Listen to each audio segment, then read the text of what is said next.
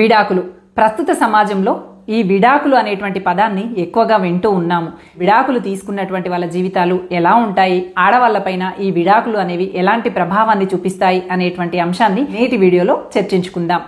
Welcome to Keerthi creatives. నేను మీ కీర్తనారెడ్డి. జీవితకాలం కలిసి ఉండాలి అనేటువంటి భావనతో పెళ్ళైతే చేసుకుంటారు. పెళ్లి తర్వాత వచ్చేటువంటి సమస్యల వల్ల, అపార్థాల వల్ల, లేదంటే అవతలి వాళ్ళలో ఉన్నటువంటి మానసిక బలహీనతల వల్ల, అర్దుకుపోయి ఒదిగి ఉండేటువంటి గుణం లేకపోవటం వల్ల, ఇలా రకరకాల కారణాలతో భార్యాభర్తలు విడిపోతూ ఉంటారు. అయితే పురుషుడి కన్నా స్త్రీ ఇక్కడ విడాకులు తీసుకున్నప్పుడు మానసికంగా ఎక్కువగా కుంగిపోయేటువంటి అవకాశం ఉంటుంది. అంతేకాదు ఈ సమాజం అంతా తన వైపు వేలు ఎత్తి చూపిస్తూ ఉంటుంది. ఈ విడాకులు తీసుకునేటువంటి క్రమంలో స్త్రీ మానసిక దౌర్బల్యానికి లోనవుతూ ఉంటుంది. సమాజం కావచ్చు, కుటుంబం కావచ్చు, సన్నిహితులు కావచ్చు, స్నేహితులు కావచ్చు, ఇలా రకరకాల వాళ్ళు వేలెత్తి చూపిస్తూ ఉంటారు. తను అసలే మానసిక వ్యధలో ఉంటుంది. 1-2 సార్లు మీరు తొందరపాటుతో కానీ ఆవేశంతో కానీ నిర్ణయాలు తీసుకుంటున్నారేమో పరిశీలించుకోవటం, అవి సర్దుకుపోగలిగేటువంటి అంశాలేనా కాదా అని మళ్ళీ చర్చించుకోవటం. ఈ పెళ్లి అనేది ఇద్దరు వ్యక్తులనే కాదు 2 కుటుంబాలను ఎలా కలిపి ఉంచుతుందో, విడాకులు అనేది కూడా ఇద్దరు వ్యక్తులను విడదీయటమే కాదు 2 కుటుంబాలను విడదీయటం అనేది కూడా అర్థం చేసుకుని వ్యవహరించాల్సినటువంటి అవసరం ఉంది. మీరు కూర్చొని నిదానంగా మాట్లాడుకోవటం, అవి తాత్కాలికమైనటువంటి సమస్యల, దీర్ఘకాలికంగా ఉండేటువంటి సమస్యల, ఒక్కరిలో తొందరపాటు ఉండడం వల్ల జరుగుతున్నటువంటి సమస్యల, కూర్చొని మాట్లాడుకుంటే పరిష్కారం అయ్యేటువంటి సమస్యల అనేవి కాస్త ఆలోచించి నిర్ణయం తీసుకోవాల్సినటువంటి అవసరం ఉంది. ఏ ఇద్దరి వ్యక్తుల్లోనైనా చిన్న చిన్న తేడాలు రావడం సహజం. అది తల్లి కూతుళ్ళ మధ్య అయినా కావచ్చు, అక్క చెల్లెళ్ళ మధ్య అయినా కావచ్చు, అన్న తమ్ముళ్ళ మధ్య అయినా కావచ్చు, భార్య భర్తల మధ్య అయినా కావచ్చు. చిన్నపాటి అరమరికలు, చిన్నపాటి తేలికపాటి అపార్థాలు తీవ్ర స్థాయికి వెళ్ళటం, మళ్ళీ క్షమాపణ కోరుకోవటం, కలిసిపోవటం అనేవి ఏ బంధంలోనైనా జరుగుతూనే ఉంటాయి. అలాంటి పొరపచ్చాలే మీ మధ్య కూడా ఉన్నాయా? ఇవి తాత్కాలికంగా బాధని కలిగించినా ముందు సర్దుకుపోయేటువంటి అవకాశం ఉందా అనేది ఒకసారి పరిశీలించుకున్న తర్వాత, ఇంకా ఎప్పటికీ మీ వల్ల కాదు, వీళ్ళతో కలిసి బ్రతికితే నరకంగా ఉంటుంది తప్ప ఒక్క అడుగు కూడా ముందుకు వెయ్యలేము అన్నట్లుగా అనిపిస్తే మాత్రం విడాకులు తీసుకోవాలి అనేటువంటి నిర్ణయంలో ఏ మాత్రము తప్పులేదు. పెళ్లి అనేది జీవితంలో ఒక భాగం మాత్రమే. పెళ్ళే జీవితం కాదు. అవతలి వ్యక్తిలో విపరీతమైనటువంటి మూర్ఖత్వపు స్వభావం ఉంది అని తెలిసినప్పుడు రాజీ పడుతూ జీవితాన్ని నిత్య నరకం సృష్టించుకోవటం కన్నా కొంతకాలం బాధపడినా పర్వాలేదు, ఆ వ్యక్తి నుండి దూరం అవ్వటమే ఇరువురికి మంచిది. అప్పటికే బంధాన్ని కోల్పోయి కుంగిపోతూ వేదనకి గురి అవుతున్నటువంటి మీరు సూటిపోటి మాటలు వినటం కానీ, అనవసరమైనటువంటి వ్యక్తులు ఇచ్చేటువంటి సలహాలు సూచనల వల్ల కానీ మరింత కుంగిపోకుండా ఉండేలాగా, ఆత్మవిశ్వాసంతో ధైర్యంగా ఉండేలాగా మానసికంగా మిమ్మల్ని మీరు సంసిద్ధులు చేసుకోవాలి. ఎప్పుడైతే కష్టకాలం వస్తుందో, కష్టకాలంలోనే కదా వ్యక్తి యొక్క నిజమైనటువంటి తెలివితేటల్ని నిరూపించుకోవటానికి అవకాశం దొరికేది. మామూలు సందర్భాలలో అందరూ చైతన్యవంతంగానే ఆలోచించగలుగుతారు.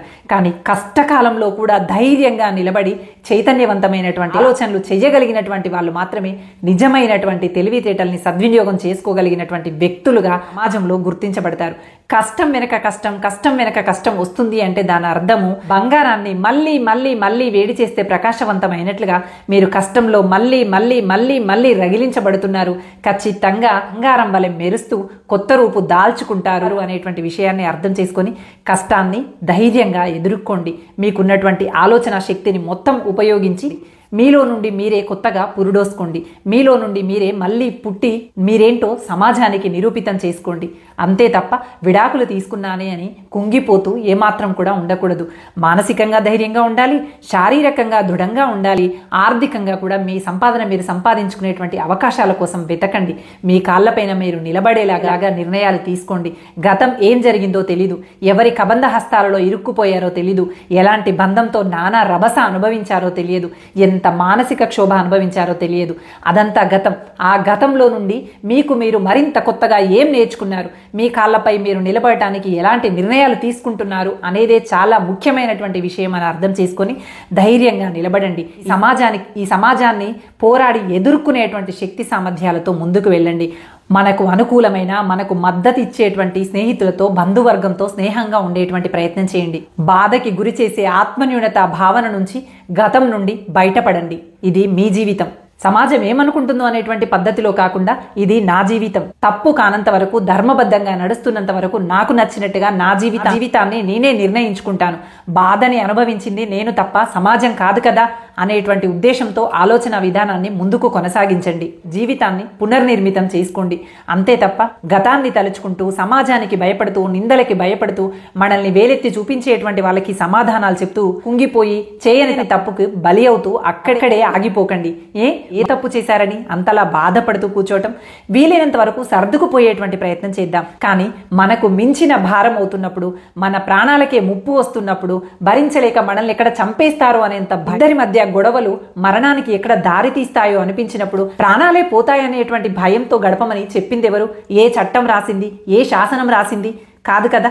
మన ప్రాణం కన్నా ముఖ్యమైనటువంటిది ఏదీ లేదు. ప్రాణాల మీదకే తెచ్చుకునేంతటి అవసరము లేనే లేదు. మన జీవితాన్ని మనమే తీర్చిదిద్దుకోవాలి. ధైర్యంతో అడుగు ముందుకు వేయాలి. కాకపోతే తొందరపాటుతో నిర్ణయాలు మాత్రం అస్సలు వద్దు. ఆ నిర్ణయం తీసుకొని మళ్ళీ కుంగిపోతూ అయ్యో తప్పుడు నిర్ణయం తీసుకున్నానా, అయ్యో తొందరపడి నిర్ణయం తీసుకున్నానా అన్నట్టుగా అస్సలు ఉండకూడదు. ఒక బంధాన్ని ఎట్టి పరిస్థితిలో భరించలేము అనుకున్నప్పుడు మాత్రమే ఈ మార్గాన్ని ఎంచుకోండి. జీవితంలో కొత్త అవకాశాలు అనేవి ఎప్పుడూ ఉంటూనే ఉంటాయి. ప్రపంచం అరచేతంత లేదండి. విశాలమైనటువంటి ప్రపంచం. ఎన్నో మార్గాలు, ఎన్నో అవకాశాలు మన కోసం కొత్తగా పుడుతూనే ఉంటాయి. ఒక్కటి గుర్తుపెట్టుకోండి, విడాకుల నిర్ణయం తీసుకున్నాక తప్పుడు నిర్ణయం తీసుకున్నామే అనేటువంటి భయంతో జీవించకూడదు. సరైన నిర్ణయం తీసుకున్నామనేటువంటి నమ్మకంతో, ఆత్మవిశ్వాసంతో జీవించాలి తప్ప తప్పుడు నిర్ణయం తీసుకున్నామనేటువంటి ఆత్మన్యూనత భావంతో మాత్రం ఉండకూడదు. ఇది ఎక్కువగా ఆడవాళ్లలో కనిపిస్తూ ఉంటుంది. సమాజం మనల్ని వేలెత్తి చూపించటం వలనో, మన గురించి గుసగుసలు మాట్లాడటం వలనో ఆడవాళ్లలో ఈ ఆత్మన్యూనత భావం ఎక్కువగా కనపడుతూ ఉంటుంది. మనల్ని మానసిక బలహీనులుగా మార్చేసి నిత్యం అభద్రతా భావంతో, భయపడుతూ, ఆత్మన్యూనత భావంతో ప్రాణాలకే రక్షణ లేకుండా బ్రతకమని చెప్పింది ఎవరు? ఒకరంటే ఒకరికి నిజమైనటువంటి అభిమానం ఉండి, ఒకరి కోసం ఒకరు నిజంగా రాజీ పడాలనేటువంటి భావన ఉన్నంత వరకు మిమ్మల్ని ఎవ్వరూ విడదీయలేరు.